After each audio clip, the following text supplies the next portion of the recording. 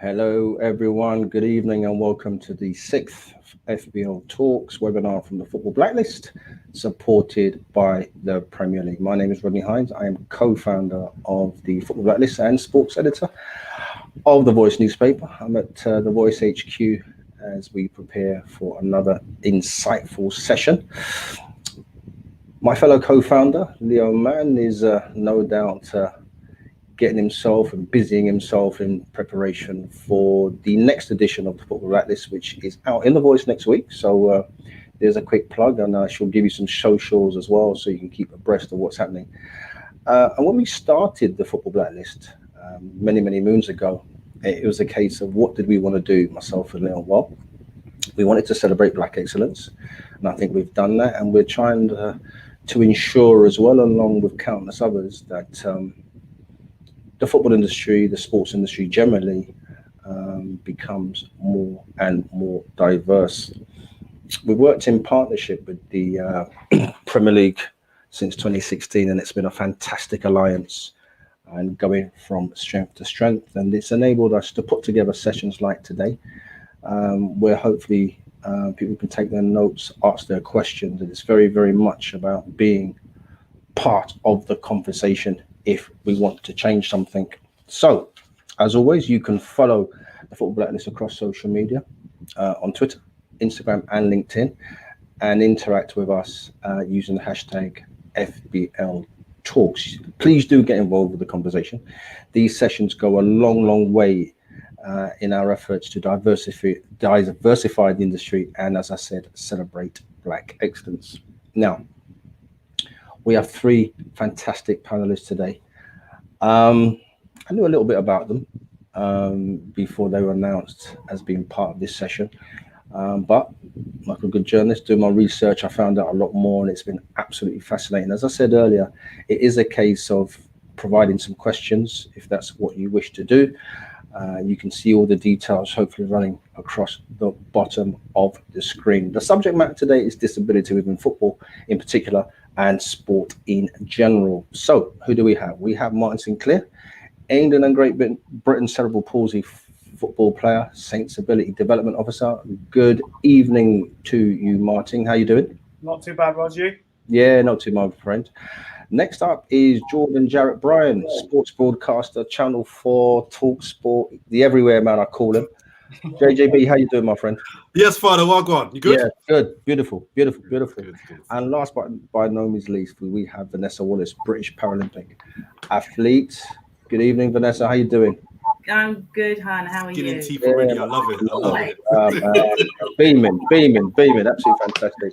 So for the next hour, the four of us are just going to have a general conversation. All of you that are listening, please take on board the advice, take the inspiration. As I said, over the last few days, I've had to do some research, and I'll tell you what, blown me away with what I read about our three participants today. So some questions will be general nature, some will be specific, and I just really want to start with the three of you on a general nature. I just want to just tell me a little bit about your journey in terms of getting into sport, football. I know from Martin, in this case. Vanessa, we start with you. What was that road into sport for you? Wow. Well, I'm, I guess, a bit of a reluctant athlete. So I had no intentions whatsoever of becoming an athlete. But whenever I'm asked the question of how it happened, I always say it's because of some red lipstick, a tweet, and a year of saying yes, along with someone basically saying that I'm hench. And never thought about that. I'm with you. JJB, what about your journey? Where does that all start for you in terms of sport? Just passion of watching. I was always a passionate watcher of football, and then tennis is the other sport that I love. I'm very passionate about, and I just wanted to play sport. You know, I think from all of us from young, most of us anyway, watching and then playing sport gave us a lot of enjoyment. From school, I was always a big participant at all the sports. Wasn't always good at all the sports, but I always enjoyed taking part, and I love being competitive. I'm a very competitive person, which can be a negative sometimes, but I love that element of sport. and my journey the last 15 years taken my work into sport. So I think I have the second best job in the world, which is writing and talking and broadcasting sport now. So that kind of in a nutshell is kind of it led from a passion of watching to now actually it's my professional life now, really. Yep, simple as that, really. And Martin, yourself, when did your journey start? So my journey started when I was watching my dad play football. He was a semi-professional footballer, and it really inspired me to be a footballer as well. But I didn't obviously knew there was a disability football team, so I had to go to a grassroots team when I was about 9 years old, and I probably didn't get into disability sport until I was 21. Right. Okay. I did some, as I said, some research, which you have to do when you have these sort of sessions. And I saw one of Martin's catchphrase was, it's about showcasing players' ability rather than their disability. That is so true, isn't it? Rather than focusing on that, it's about embracing those that have disabilities and welcoming them in to the world of football and sport like everybody else, isn't it? 100%. Like, I didn't have that opportunity back in when I was 8, 9 years old. No one knew what cerebral palsy was. No one knew what a disability was back in the 80s. So when I was getting better or getting good, I was getting kicked out of football teams just because I was different from everybody else. Right. They couldn't really have the understanding and knowledge why I was good, but still had a disability with it. And I suppose that leads me to JJB, because in my notes here, I see that your mental focus and your confidence was your tools to challenge you not being embraced into the world of sport, maybe the way you would have wanted it to. You played wheelchair basketball for 20 years, I found out. Yeah. Tell me about some of the challenges and how you went about dealing with those challenges and making sure that you were as good as anybody else, because you ended up captaining the Great Britain junior team, didn't you? So your mental fortitude and confidence must have been stretched, challenged from time to time.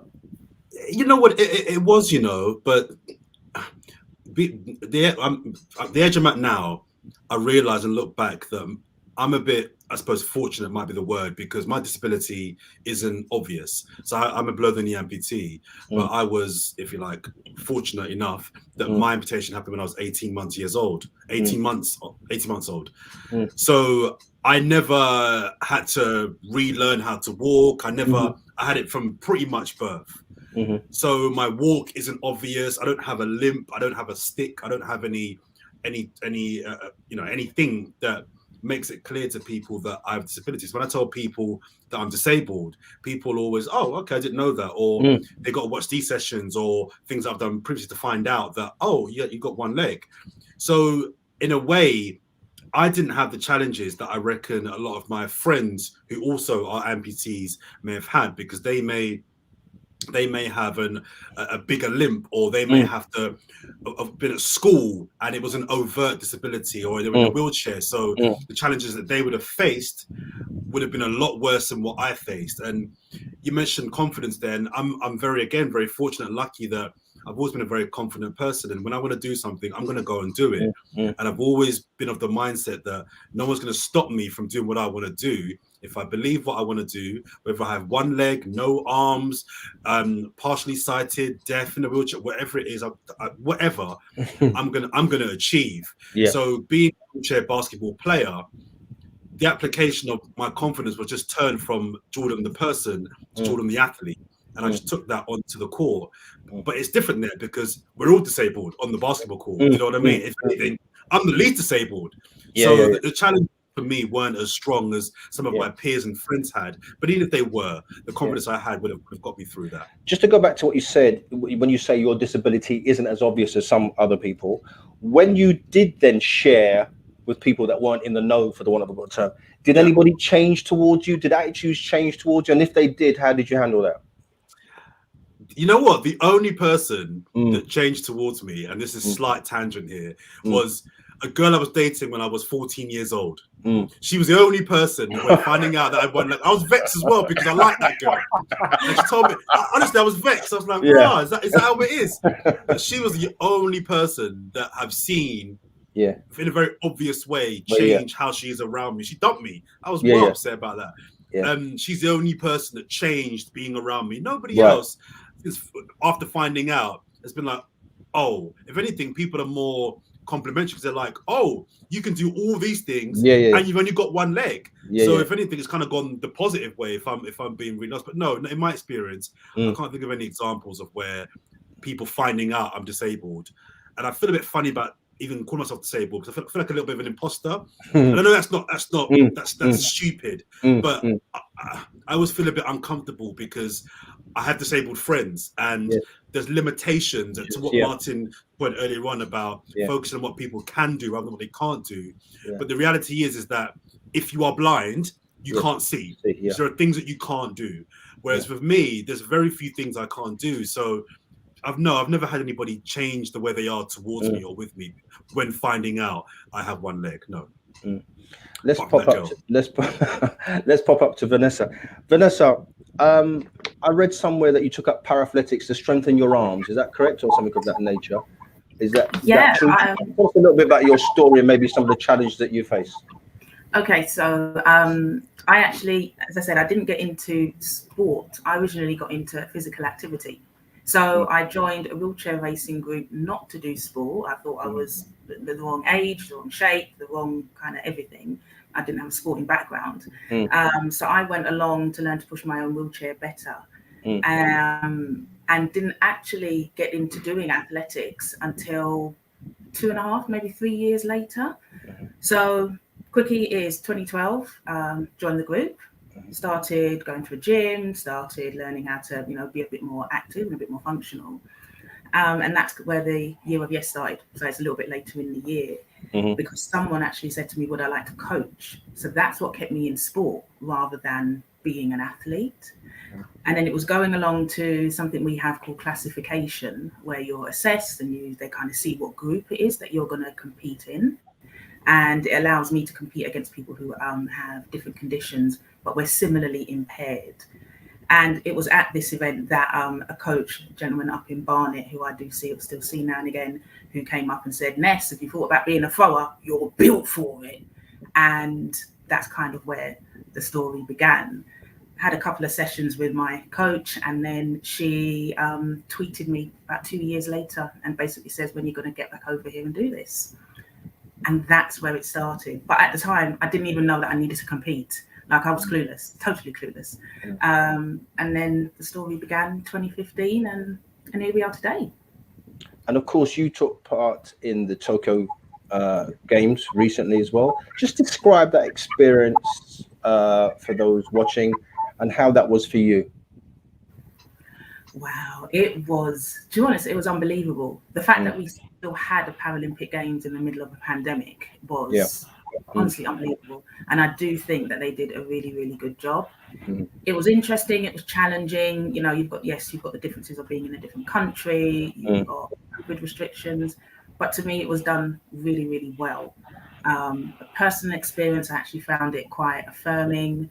And actually I felt really, really grateful that I could actually go out there and do what I do in the middle of everything else that's going on.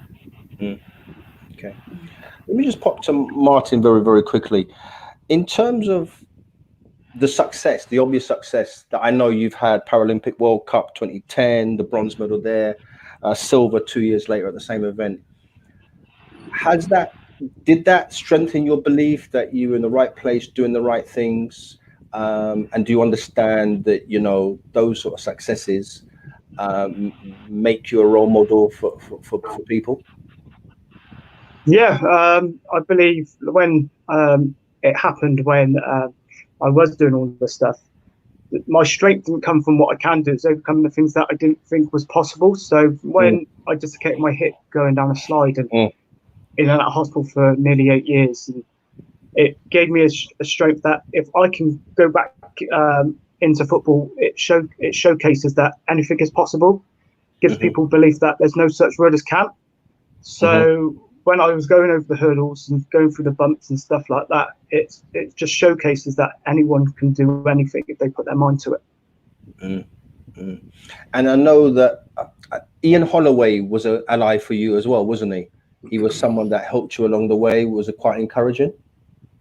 That was the first time I found out about disability football. It probably saved my life, really, to be honest, when before I found out that I was going through a rough patch with my disability, everyone blaming myself, blaming my disability, and I was going through a rough time with drinking and on drugs as well. And Ian gave me a lifeline.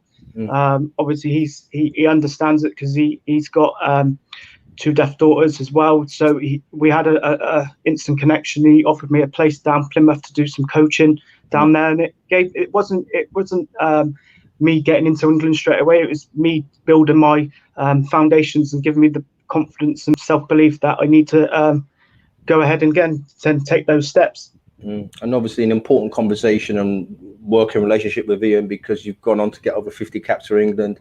You're in the National Football Museum's Hall of Fame.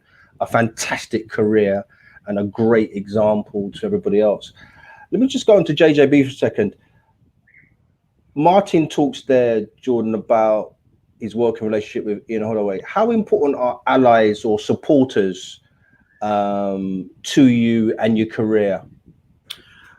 Very important. I'm so glad that you and Martin mentioned Ian Holloway, because often it tends to be the people who have an experience of disability that champion other people, which is phenomenal and fantastic.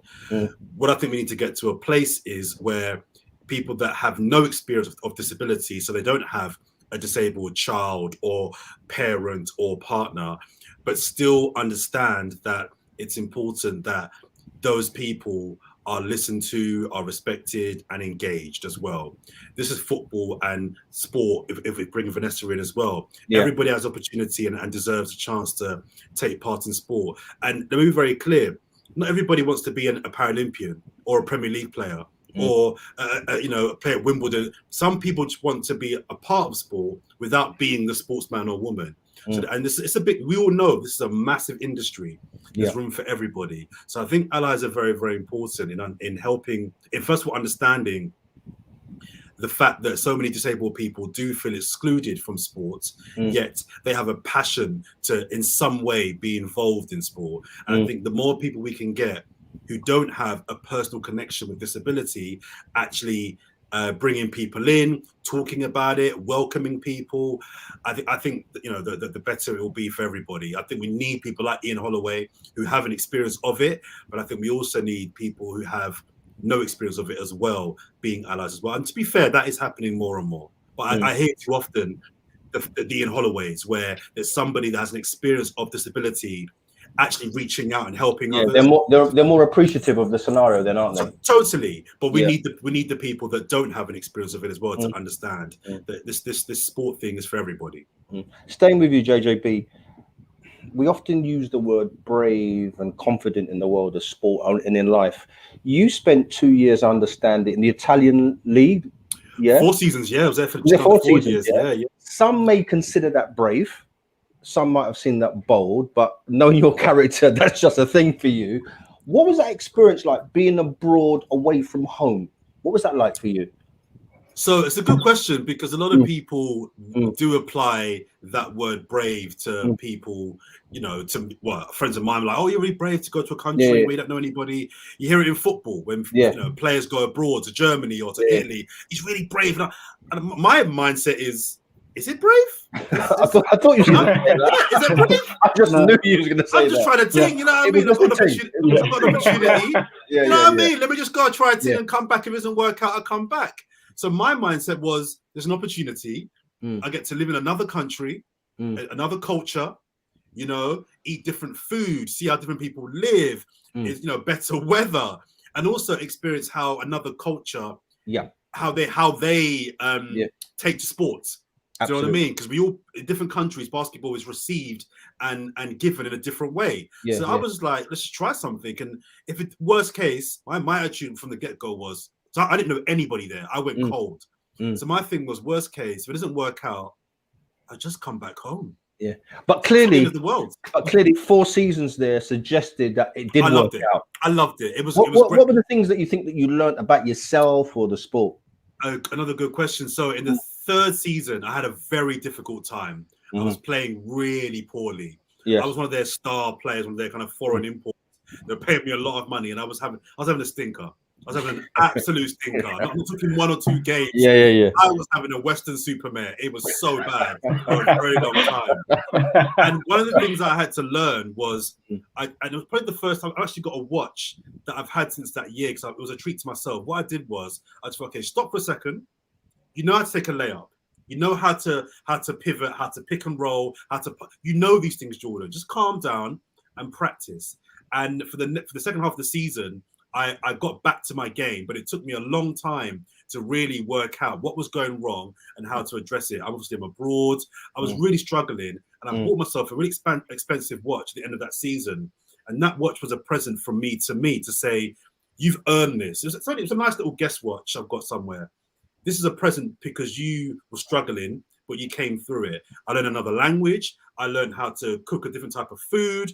I learned how Italian people think and a bit about politics. I took in so much in that 3.5 years that was more than just basketball. So anybody that's a chance to travel abroad or work abroad, I always say just do it. And if it doesn't work out, there's another million countries to go to. Why would you stay in the same country where you're comfortable and in your comfort zone? So for me, there were challenges, but I overcame them by just kind of centering myself, taking my time, deep breath, and just kind of going back to basics. Okay. Some great information here. All those listening, please take on this information. Please get involved in the conversation. These sessions go, as I said, a long way in our efforts to diversify the industry and celebrate Black excellence, which we clearly have on the screen today. As always, you can follow the Football Blacklist across social media on Twitter, Instagram, and LinkedIn, and interact with us, please, using the hashtag FBLTalks. Let me just pop to Vanessa. As I understand it, you on the Athletes Commission at the UK Athletics? I am indeed. What's your thinking on being on that, and what sort of thing does it serve to employ and such? Best way to describe the Athlete Commission is the voice of the athletes, and it's every type of athlete. It isn't just your elites, it's from grassroots all the way up. And we're also there as, I guess, a critical friend and to challenge the national governing body. So is there transparency? Are things being done? Are things being acknowledged? And how can we best support our athletes in having a better experience within our own sports? Simple as that. And as I said, I'm very, very keen that those watching get as much as they can. I mean, we're almost halfway through this hour. What practical advice, and I'll go around to everybody, what practical advice could you give to those watching, or those watching and maybe going to talk to others about having a disability, feeling a little bit anxious, for the want of a better term, or not, as the case may be? I mean, we've got Jordan down there that just wipes the floor with it. But what practical advice could you give for someone starting out and feeling they got something to contribute and offer to the world of football or sport, but maybe a bit tentative because, as we all know, it isn't quite where it should be yet in terms of acceptance and embracing where people are? Yes, progress has been made, but there's still so much work to do. Vanessa, what sort of advice could you give? My thing would be, honestly, don't accept what currently is as the norm. So if there's a change that you want, or that you can't see it, do you know what? Speak up, and speak up in your own way. You don't have to be loud in order to be effective. Like you can, if you think about how much damage a mouse makes, and it does make a lot of noise, it can still get through and it can still do what it needs to do. My thing is, honestly, don't accept the norm. Go in and do something different, but also don't be afraid to be different. That's also really, really important. Sound different, look different, and be different. That would be my way to kind of accept your difference as a superpower. That's my thing, is be you, and you can make a change. Martin, could you add to that? So for me, is be the best version of yourself, because everyone's got 24 hours time. Like everyone's got 24 hours in their time. It's what you can do in that 24 hours to be the best version of yourself. So for me, it's having a mindset and changing that mindset and going, you can achieve anything you want, because you can't see anybody's dreams. It's your dreams. So the first step is the hardest, but when you take that first step, you'll feel, oh my God, I can go again. Add another goal to that. And then you'll find yourself like a whirlwind that you can achieve anything you want. JJB. Great advice. So I would say to people, find the best way to impose yourself on the industry or on the scene you're trying to get to. And that takes confidence. And this is where Vanessa and Martin's point, it kind of, I'm going to join the two together somehow. In order to gain that confidence to impose yourself on the sports industry, you have to be very clear in your authentic self and who you are. You have to understand who you are, what you like, what makes you you. That doesn't always come straight away. That takes a lot of time, understanding who you are. And then once you understand who you are, the confidence is built to be able to then go out and write, okay, this is what I want to do. This is what's happening. You're telling people, I want to be an athlete. I want to be a writer. I want to be whatever it may be. So once you understand who you are and you can show up as you, that inner confidence will allow you to go and step on other people's toes and make stuff happen and make change. Just a very brief story with my locks. My mum told me recently, about 3 weeks ago, that my locks are getting long now. Yeah. So she goes to me. I was having dinner. She goes to me, Jordan, you got to look after your crown. You know. So what are you talking about? I said, Jordan, you got to look after your crown. I had no idea what she's talking about.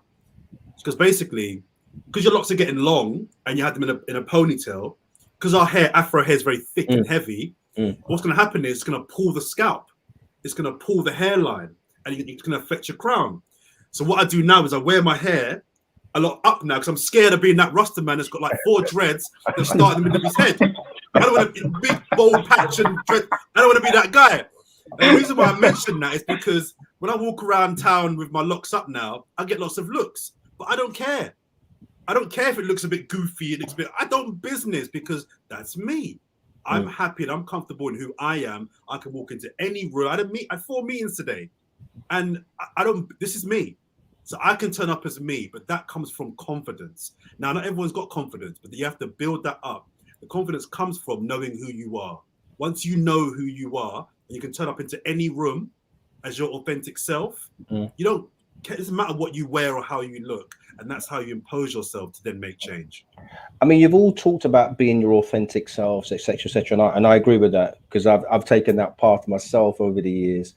How do you do it though? Is that friendship groups? Is that reading more? Is that just maybe aligning yourself that people are not in the industry? How do you do that as individuals? Vanessa? I wasn't scared to come out of my comfort zone. If people don't like it, then be tough at the end of the day. So I'll take you through a little bit of story when I dislocated my when I got banned for 2 months because I scored a hat trick against a football team, and the manager complained because I had a disability. I got banned for 2 months. Wow. So I had to go through the council and stuff like that. And then one man said, no, we're going to fight this. So at the end of the day, it's proving people wrong that you can achieve anything. At the end of the day, you just think, if I can accept that I've got a disability, you have to accept I've got a disability as well. I think to add to that as well, and to answer your question too, Rodney, I think for someone watching or listening now that wants to know how do you learn to be your authentic self, I think it comes by asking yourself questions, and sometimes very uncomfortable questions. But it can be as basic as, okay, so what are the things that make me happy? What are the things that make me angry? What makes me sad? What are the things that I'm good at? What am I not good at? Once you can answer all these questions, you can understand your strengths, and we've all got strengths and weaknesses. No one's perfect. And once you understand, right, those are things that I'm not so good at. These are the things that I'm amazing at. And these are the things that only I can do. Once you've done that work of asking yourself those questions, I think it helps help you understand who you are. And then once you understand who you are, you can better understand what it is that you want and what you will and won't accept. Do you know what I mean? So Yeah. that would be my advice. Ask yourself some really uncomfortable, hard questions to work out who you really are. Vanessa, bearing in mind what JJB has just said, have you over the years had to ask yourself uncomfortable questions? Absolutely. Growth doesn't happen when you stay safe. It doesn't happen at all. It's, you know, I heard an interesting statement this week of it's not about being safe. It's almost about being a little bit dangerous.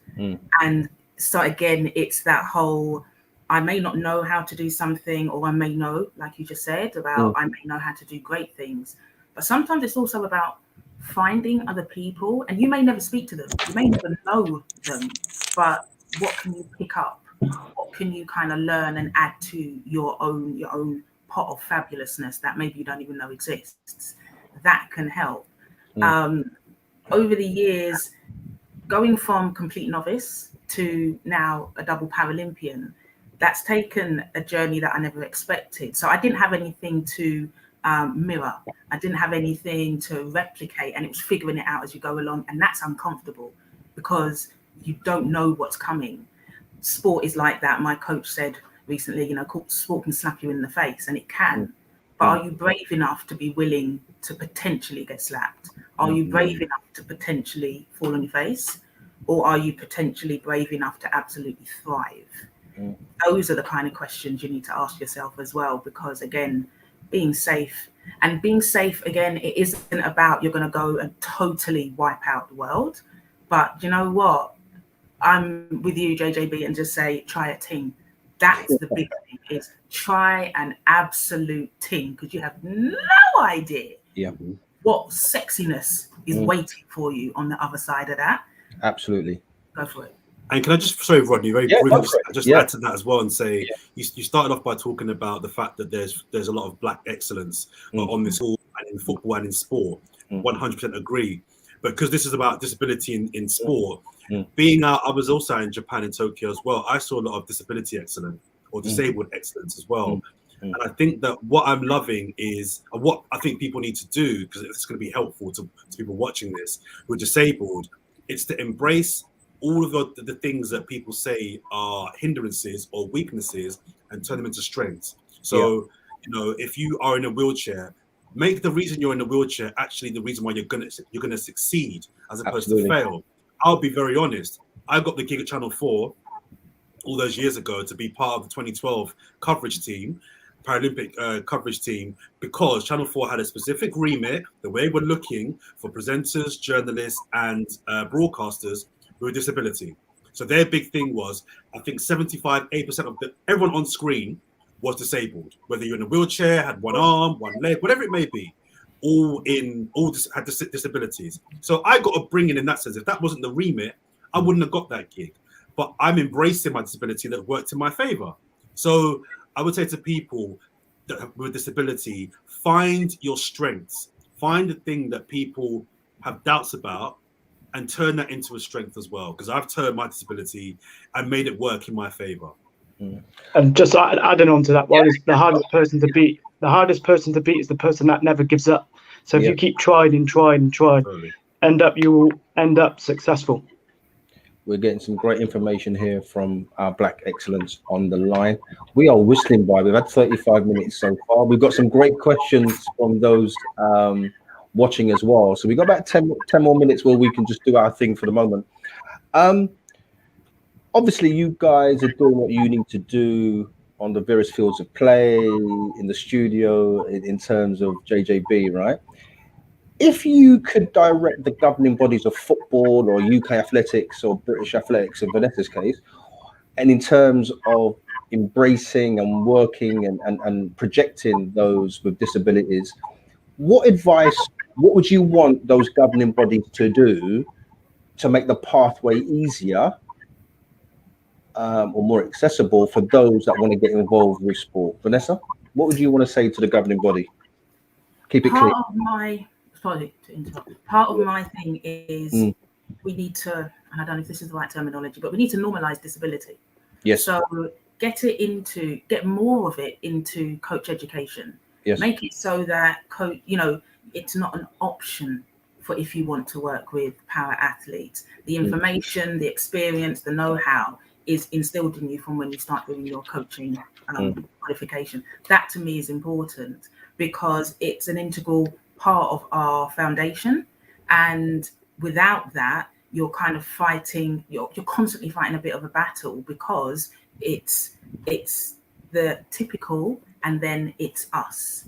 And it's not to say that there isn't some of it there, but it can be done better and it can be more widespread across the basic level of how people become a coach. That's something that I would really, really push for.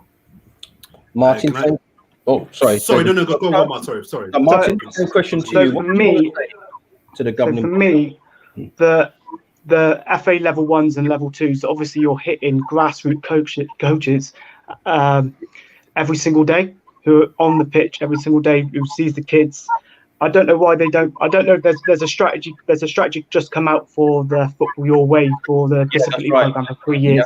So I don't know the way forward it going, but there should be a section on disability, England disability, because most of disability people now are probably trying mainstream clubs because they don't want to be different from everybody else. Yeah. So why don't we do a section on the blind football, the cerebral palsy football, the deaf football, to get people aware that there is another option for people to play that elite sport? Yeah. So the level 1s and level 2s, because you're hitting grassroots coaches that you can achieve, people with disabilities they can achieve in the elite sport. You're absolutely right. I mean, the FA have come out with the Football Your Way. I think that was just this week, an ambitious new 3-year plan. Let me ask, Martin, were you consulted on that at all or brought in? No. Wow.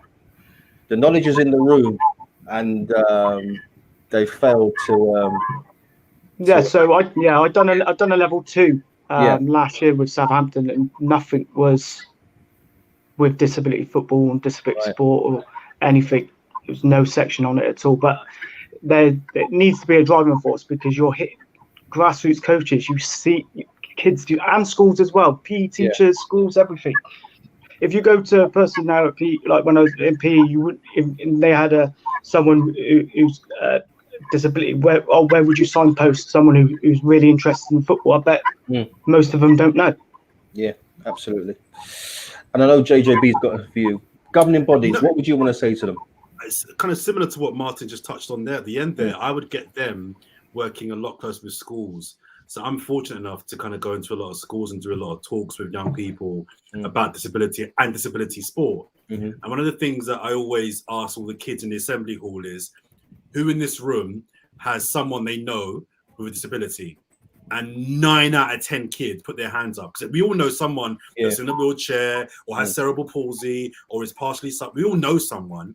So if they all know someone, whether it's in their house or their school or their friends or their church, wherever it may be, with disability, I think the work needs to be done then and to go to the next level and say, okay, you all know someone with a disability.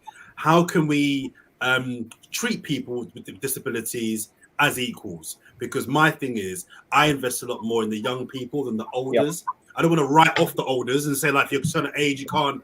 But I'm a big believer in, by a certain age, if you're still thinking certain things, you can't. No chance. No chance. You know what I mean? So I'm like, why don't we invest in the young people? So by the time those young people get to that age, they're just good people that understand disabled people and respect them. They don't want extra special treatment. They just want to just be viewed as equals like everybody else. So I would like the governing bodies to work a lot more and form some kind of a program with schools to, as Vanessa said, just make it more of a normal thing for young people to be like, okay, some people play running basketball, some play wheelchair basketball, some people, play football. They still play basketball. Well, exactly. And a lot of the things I find is that the kids that we do wheelchair basketball with that aren't disabled, they love it. They love getting in the chair and playing. So why can't we integrate somehow the kids who are playing football, basketball, whatever it may be, to playing some Paralympic sports as well? And what that does is they may not want to go on to be again Paralympians or whatever it may be, but what's happening is worst case, they understand disability more and have an understanding of people with disabilities. By the time they get to 10, 15, 20, being around or meeting someone on the bus with one arm, it's just like, it's no big deal. It's like, some dude with one arm. So what? You're not special. Okay, listen, we have got some really cracking questions for you guys as well. Submitted earlier today. We got Peter Harding asking this question: is enough being done in the media to raise awareness of disability sport, and how can they do better? I'll ping that over to you, JJB, straight away. Right. This is where I wanted to come in on this one. So, next 15 minutes done. So the simple answer to the question, actually I know Peter as well, big up Peter. Yeah. The simple answer to the question is no, but what I will say is I think the media does deserve some credit for the progression it's made since 2012, the Paralympic Games. So everything I do now is kind of through the prism or kind of like pre and post 2012, because that for me was a landmark change in what Channel 4 did with the Paralympic Games. And they dedicated over 200 hours wall-to-wall coverage of the Paralympic Games in London, Rio, and what we just seen in Tokyo. So no, but a lot of work is done. What my job is now, and the responsibilities on people like me, my frustration, first of all, is that we only talk about disability sport each 4-year cycle. So the leading up to the Paralympic Games, we talk about disability sport and blah, blah, blah. What about the other 3.5 years? So my job now, and I'm doing this now already, is to ensure and put pressure on Channel 4, BBC, Talk Sport, 5 Live, all the outlets, to make sure that disability sport is on the agenda throughout the year, between cycles, not just every 4 years. As Vanessa said, just normalizing it. Just normalize it. Now, I understand there's only so much time in an hour news segment. There's only so many newspaper pages in a newspaper. Every sport can't get coverage. I understand that. But I think we can do a lot better than what we're doing currently right now. And I'm talking about just disability sport being on the media agenda in between games, not just around the... So no, not enough is being done, but 10 times more is being done now than what was being done pre-2012. Yeah. Vanessa, same question to you. Is the media doing enough, and what advice would you want to give them? Okay. Again, it's going to be do more and do better. It's as simple as that. And also showcase different sports. And I agree that there is only so much time and there is only so much, page space in a newspaper. But do you know what? Nah, I'm not signing up for the. You know what it is. You know what it is, Vanessa. We're all competing with football, and when I say we're all, I'm including tennis, rugby, cricket, even the big sports. We are all. And they're still coming second, third, and fourth, aren't they?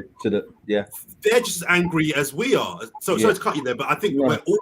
It's football and everything else. Do you know what I mean? Yeah. And I get that, and I hear it. Don't agree with it because we need to share little something. Yeah. But also, again, within some of the airtime that's given, I can speak about athletics. So I won't say the name of the organisation or the event, but they will have para events and they won't show them. They won't show them. So they're already showing the event on TV, but the para side of things doesn't get a billion. Even though it's happening there and then at the same time as the other mainstream events. Why? What are you doing? You're choosing to exclude because then that isn't, can we get a little bit extra? It's like, no, you're choosing not to show us. That's feisty and rude. You can't keep doing that. And there's no reason for it because the interest in para sport is increasing year on year. And yes, every 4 years is foolish. Stop it. We compete all year and we compete in between. And people are building, you're getting names coming through, and they have no platform because, and then suddenly it's like, this new person has popped up at the games. And it's like, well, no, actually, they've been hard grafting for years. Show them. So that's my thing. I know it's improving, but it's nowhere near where it should be.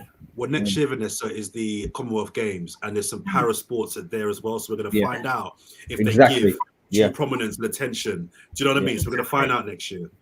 Exactly. We are rattling through this. We've got about another 15 minutes to go. Let me ask another question to Martin. This one comes from a Stephen Adubufo. If you had to pick one solution to discrimination in football to be implemented in your lifetime, what would you personally want it to be? Oh, that's a toughie. For me, I don't know.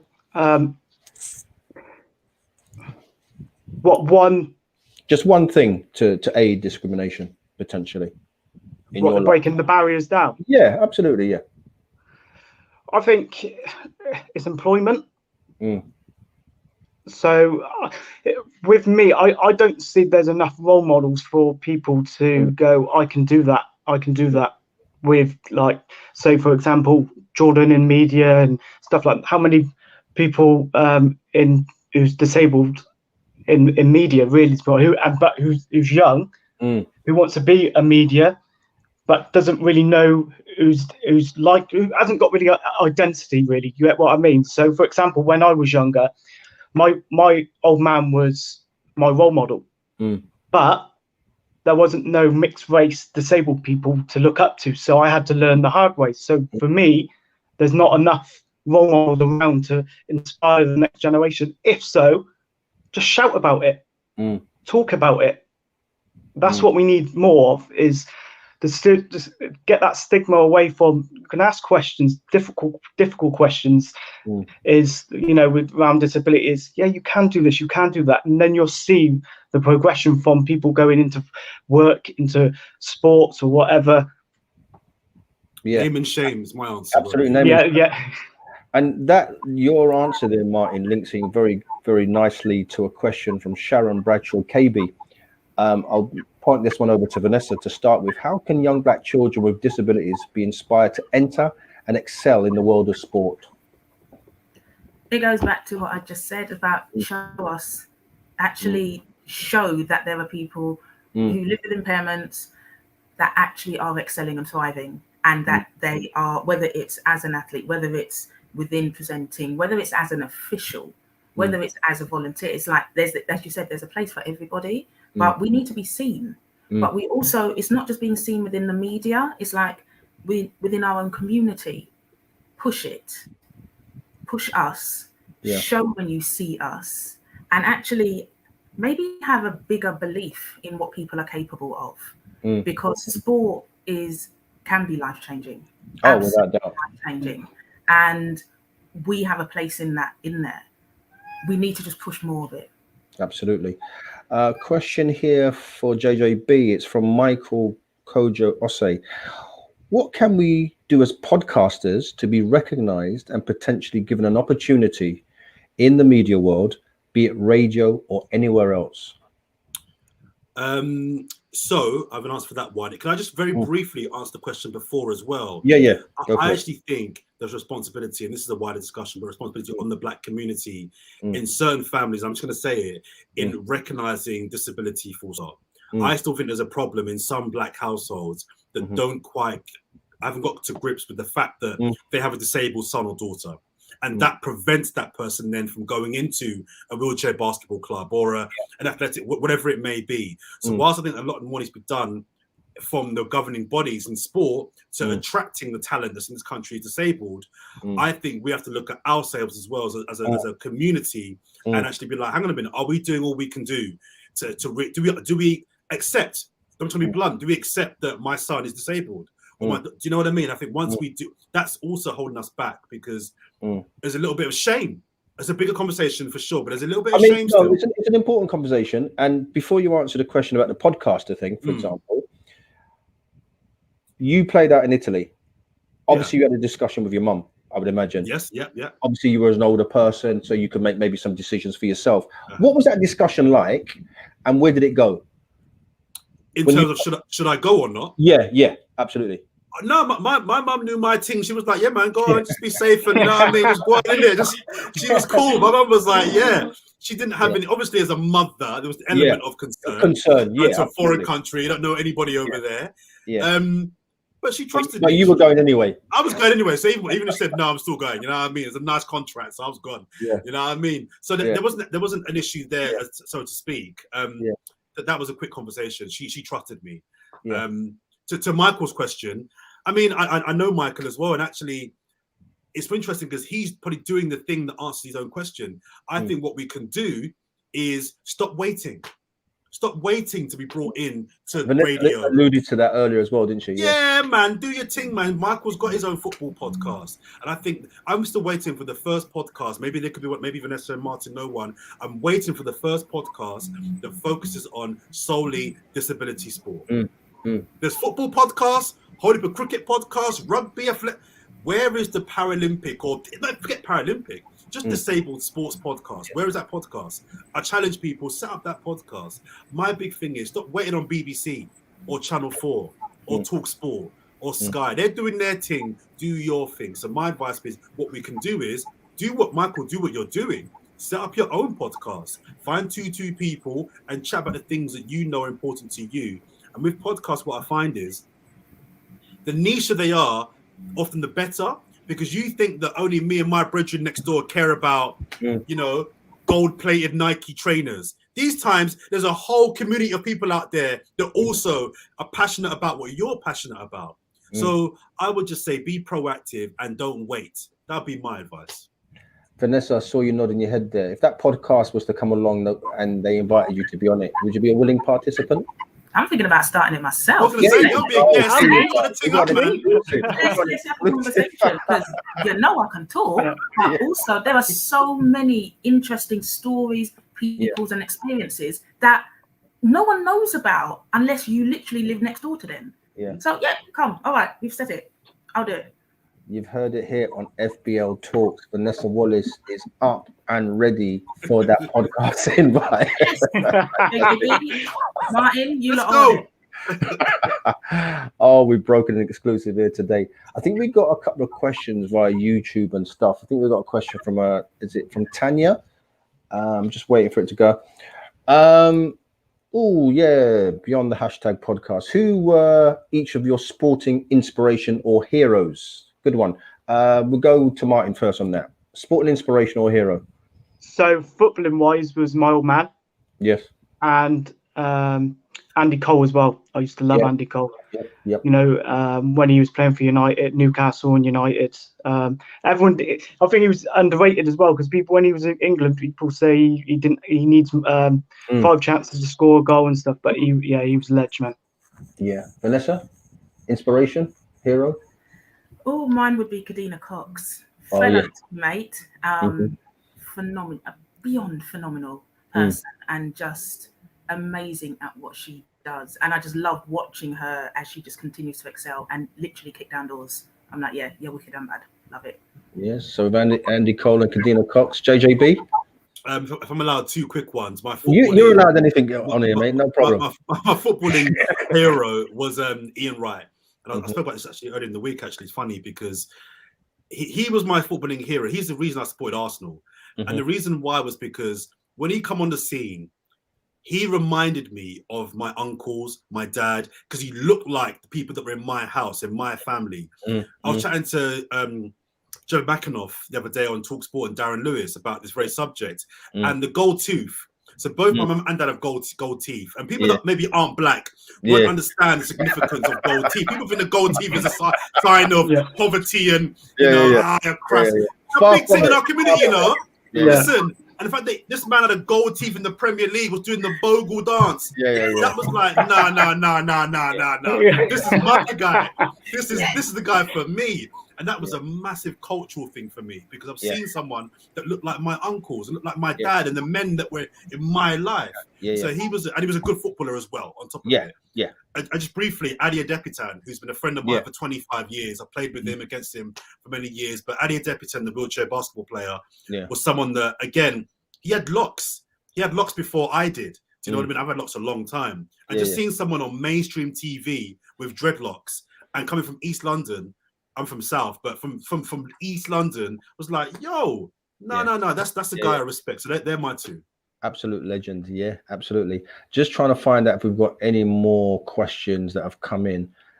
Here we go. Thanks for the great conversation. Is there a network or group for disabled people working, footballers, coaches, administrators, journalists, etc., as well as players, with the ability to lift each other up? Anybody know of any sort of networks?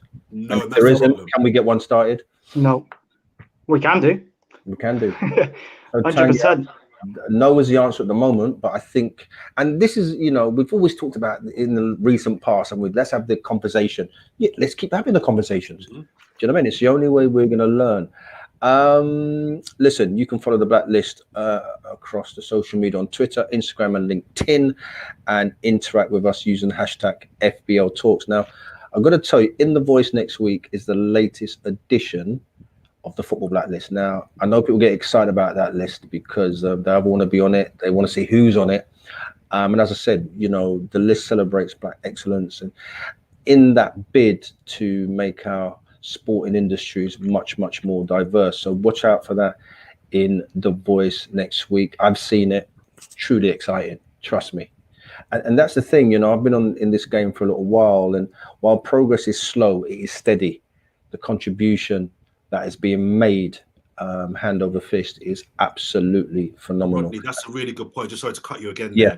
There. In this fight for trying to get more exposure and a bigger seat at the table as disabled people, as Black people, as women, we can also often forget the work that's been done. Absolutely. The progress that's been made. Yeah. And I think because we want more, and we should get more, we deserve more. Yeah. But let's also acknowledge that actually there's a lot of people out here doing some great work and made some great strides. And we should be very proud of ourselves for that as well, including the three of you as well. So that's important to just, remember that. Absolutely right. Absolutely. I think we got another question coming up. Such an important conversation, says Chris Puras. I hope I got the name right. Thank you very much. Thank you, Chris, for tuning in. Big up, Chris. Yeah, big up, Chris. Great to be here to listen and learn, and that's what it's all about. This is what these FBL talks are all about. Fantastic. Got another one. Hey, yes, Vanessa, don't accept things just because they are the norm. Yeah, man. Yeah, absolutely right.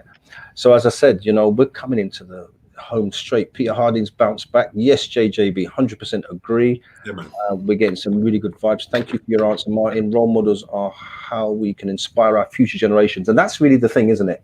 Do you know what I mean? We're all of us on this line of a certain age, but we just want to make sure the next generations don't have to go through the same nonsense. Do you know what I mean? And as I said, the Football Blacklist is out next week. I think a celebration is being planned. Leon Mann, my co-founder, I know is working diligently on that. And of course, we have a former Football Blacklist presenter on the line in JJB as well, where we could all get together. And while we probably won't all get together in the same way this year, I think 2022 is going to be really, really special. I really, really do. Unbelievably, trio, we are almost done. I told you it was a rapid hour. Loved it. Yeah, time flies when you're having fun, man. When you're having fun with good people that understand and want to share knowledge. Final thoughts, very quickly, Vanessa, on where we're going to go with disability sport. Very quickly. Forwards, left, right, every direction except backwards. That's my take. Martin, thank you. Get people talking, man. Just get people talking about disability sport, disability football, and everything. Get what I mean?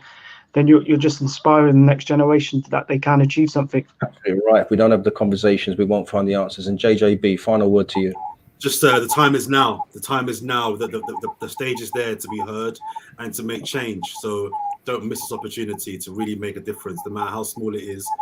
Make sure your voice is heard, but do that inner work I talked about earlier on, and understanding who you are. Because once you understand who you are, you can show up as your authentic self in any room.